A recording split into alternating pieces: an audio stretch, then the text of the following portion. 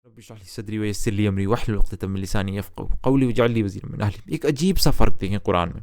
सूरह यूनुस की आयत नंबर 61 में अल्लाह सुब्हानहू व तआला फरमाते हैं, वमा यअज़ुबु अन रब्बिका मिन मिस्क़ाली ज़र्रतिन फ़िल अर्ज़ि वला फ़िस समा, कि तुम्हारे परवरदिगार से ज़र्रा बराबर भी कोई चीज़ पोशीदा नहीं, कोई चीज़ छुपी नहीं, ना ज़मीन में ना आसमान में। ठीक है, ना ज़मीन में ना आसमान में। लेकिन सूरह सबा में यही बात कि अल्लाह से कुछ नहीं छुपा, आयत नंबर 3 के सूरह नंबर 34 सूरह सबा है, उसकी आयत नंबर 3 में अल्लाह सुब्हानहू व तआला ये बात करते हैं, ज़र्रा भर चीज़ भी उससे पोशीदा नहीं, छुपी नहीं, ना आसमानों में ना ज़मीन में। सूरह सबा में कह रहे हैं ना आसमान पहले फिर बाद में ज़मीन का जिक्र, लेकिन सूरह यूनुस में पहले ज़मीन का जिक्र आसमान में। क्या फ़र्क पड़ता है? आइडिया तो एक ही नहीं कि अल्लाह से ना ज़मीन में ना आसमान में कोई चीज़ छुपी हुई है। बात तो है कि मैं से कहूँ मेरे पास खाना है और पानी है, या कहूँ मेरे पास पानी और खाना है, क्या फ़र्क पड़ता है? लेकिन कुरान में सुभान अल्लाह, आप कुरान की लुग़वी खूबसूरती देखिए, फ़र्क पड़ता है, क्योंकि बताने के लिए कि ये कलाम किसी आम आदमी का नहीं कि बैठ के उसने लिख लिया अल्फाज बना। जहाँ ज़मीन का पहले जिक्र है सूरह यूनुस में, वहाँ पे जो सियाक़ व सबाक़ है वो अहले ज़मीन के कामों पर है, कि जो काम कर रहे हैं वो। और सूरह सबा में जहाँ पे सियाक़ व सबाक़ आसमान के ऊपर है, वहाँ पे उन कामों की जज़ा के बारे में बात। सुभान अल्लाह, आप देखें जहाँ ज़मीन में अहले ज़मीन के बारे में बात हो रही है।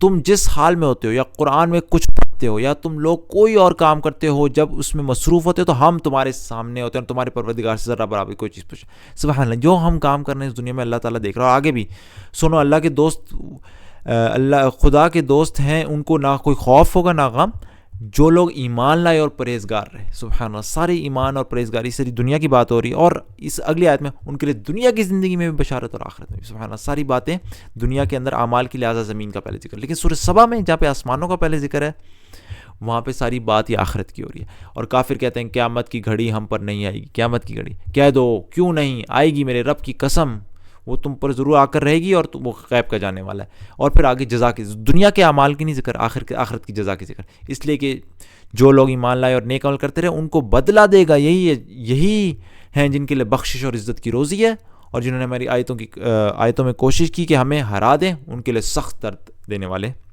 अज़ाब की सज़ा। तो सारी आखिरत की जज़ा के बारे में बात हो रही है। इस सूरत के शुरू में आयत नंबर 3 आयत नंबर 1 में एक ख़ास तौर पर अल्लाह ने जिक्र किया उसकी तारीफ़ आखिरत में।